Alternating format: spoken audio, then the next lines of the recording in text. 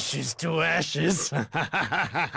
Welcome back to the channel, everyone, and today we have top Street Fighter V players arguing on Twitter whether frame data has like a good effect on fighting games or a bad effect. Now, when I seen this headline, it was crazy. It reminded me of what Harada was saying. And I had to go back and find the original quotes from Harada about frame data. Even though a lot has changed since then, I think it's still important to the discussion we're having now. So like I said, the headline for this says top Street Fighter V players argue against having frame data in fighting games.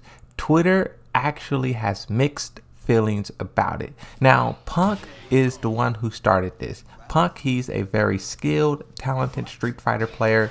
He does dabble in other games, but most notably Street Fighter. The tweet that starts all of this chaos off. Punk says, low-key frame data ruins fighting games. It's way more exciting and fun when mutter effers don't actually know the numbers and just play by feel and raw knowledge. Ever since season 3, where they added frame data into the game, I've been learning more and more about frame data. Now, it is cool to learn about the numbers and things like that, but like I said, it's difficult when you talk about Tekken because the whole Tekken scene loves it. But I could see how the numbers can take away from the fun. I want to read from Harada real quickly and then we'll jump into the tweets. Harada put out a very long tweet logger. It had to be like a couple years ago. It is of course possible to display frame data within the game, but I wouldn't do it. This is Harada talking. Including the frame data into the game,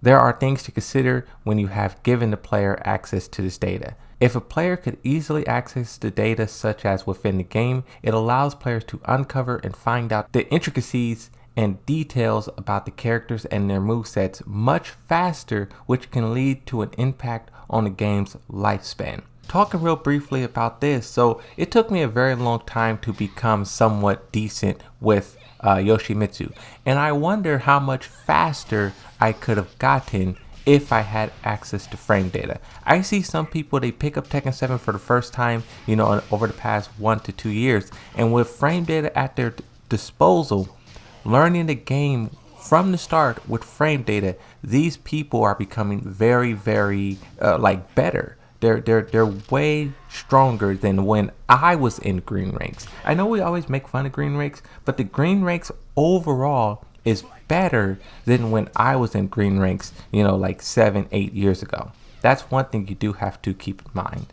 This also has an effect on players who like to strategize and discuss the game characters and balance, since all their arguments will no longer be arguments, since there will be ultimate authority, a word of God in the game. But in any case, it seems to be that when matches in fighting games get intense, players will often do certain moves without thinking about how bad it is or considering its frame data. And this part is true. If you watch tournaments and stuff like that, in some of the most pivotal moments, the most tense moments, you'll see people throwing out snake edges, hell sweeps. Like, I don't know what it is about the human psychology, but like when it gets crunch time, everyone turns into a hell sweep spamming scrub. And it's like the ones who don't do that, the players who can stop that type of mentality, are the ones who really are like top tier, right? Arsalan, Need, JDCR, things like that, Anakin. When it comes to arguing the balance of Tekken games, this is important. I don't consider players saying certain moves are only bad because of the frame data, numerical value, because I mentioned earlier that there are a lot of factors in the moves to consider, like animation, range, reach, if your opponent is sharp enough to block, etc. When saying something is broken or fair or balanced, we often looked at the frames. How fast is this? How negative is this on block? But characters like Lita and Kunimitsu taught us to not focus on that. You have to think about also how quickly they recover. This is something you can't see in the game. If there was recovery frames, I think we would really see a difference between top tier and low tier. The last paragraph that I have here from Harada. So we concluded that we cannot prove and make arguments for balance changes to the Tekken game solely on frame data that players may complain about. And if you think about this sentence here, this is exactly what people do. Leroy Smith, when he was first released, why is his cane +6 on block? Right? This is exactly what the community does. And I think this is because frames and damage is one of the two things we can actually see. Everything else is blurry. I consider whether or not these players understand the underlying context in which the moves are in to be important. So that's our word from Harada for this video. Now let's talk about Twitter. I'll read Panda's tweet again. Low frame data ruins fighting games. It's way more fun and exciting when mother effers don't actually know numbers and just play by feel and raw knowledge. One response that I want to read here says, I kind of agree, but new games have huge input buffers, so it's easy to do reversals when it's your turn. Forced to know the data. Sad face. In old games, it was common to get away with moves that were -1 or even -2 and steal your turn back if they didn't time their buttons correctly. If I said this about Street Fighter, Twitter would literally flame me for a hot take. I like it. It's a budding of old heads, new heads, scrubs, some of the best players in the world. The next thing that I want to read holds so much value in Tekken 7. Phrases such as you're only as negative as you feel. Tekken 7 is kind of built on this. There's so much evasion, turn steal, parries, power crush. In Tekken 7, the flash, you really do have the opportunity to take your turn back. I feel like every character does. It's hard to say a character that can't just take the turn whenever. You have orbitals, hop kicks. I would agree with this. You're only as negative as you feel. One tweet here, this was the explosive one, 12,900 likes, says, stop doing frame data.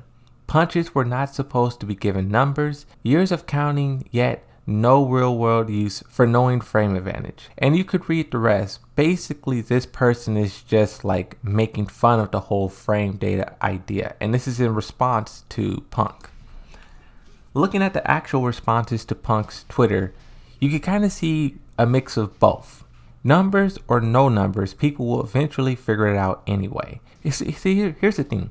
If people are going to go way out their way to create websites and things like that about the frames, at that point you might as well put it in the game, because you are hurting the people who don't even know about the website, people who may not be on social media to know these things. So it's like, if the community wants it, then do it. But if the community don't want it, then I say screw it. Yeah, it's more hype that way, though. Being in tournament when I don't know something, I'm like, damn, that's punishable. Then the nerds hear me like, yeah, that's -5. Like, bruh, I don't care. I just want to know if it was a punish. I've been live streaming Tekken, and I've been in punishment training, and I've been learning a lot about the game. There was some moves that I didn't even know was launch punishable that is in fact launch punishable, and I kind of see what Punk is getting at. But at the same time, I mean, I will continue to fight without frame data. Like, I'm not doing math in order to play Tekken. I'm just gonna play Tekken. If you guys want to do math and calculate your moves and add that to the frames, and I'm not doing that. Fighting games for me is really about just button mashing and going with the flow. Especially with Yoshimitsu, I rely a lot on my eyes and the animations, kind of how Harada was saying. I look at the animations and I judge which move I'm going to respond with based on the hit animation, the hurt animation, the block animation. That is how I've learned to use the flash. I didn't learn which moves are -6 by looking at the data. I simply identified which animations the flash work against and which animations the flash doesn't work against. And that's why I think it's very cool that the FGC is going more down this road of like animations and things like that, because that is how I play Tekken, right? I want MMA fighters to fight blindfolded. 52 likes on this.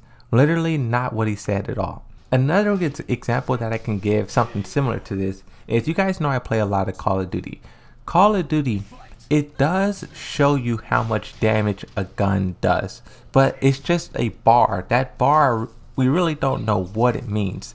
The equivalent to frame data in Call of Duty would be knowing exactly how much damage each bullet does. Instead of just going off, oh, I like the way this gun shoots, I like the recoil, I like this. The FGC, we look and we say how much moves per second, how much bullets per second, the damage, and it kind of turns into a math equation. And me personally, I know I'm a scrub. You guys don't have to comment, but I'm a scrub and I don't really care about frame data. Here's the thing. Frame data is good for annoying characters.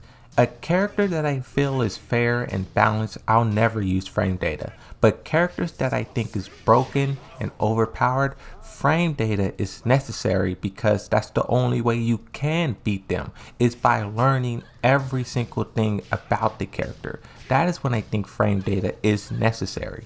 And that's only if you're competing in like tournaments and stuff like that. You need to know everything about a character like Fakamram, Lita. Another response here says, come back to EU ranked. It's still like that now. Yeah, they be playing like the internet still don't exist, even though they be playing online. They play like morals don't exist either. Can't agree here. Since the feel of excitement of playing without knowing the unavoidable consequences of frame data is only temporary and illusory. I can see what you mean, but knowing frame data just creates more optimal scrubbish moments than necessary. Technogale is really spitting some knowledge there. I'm gonna have to think about that one. Mike Metroid. That's why everyone loves picking up a new game. No frame data science to control how you play. Just go off feel.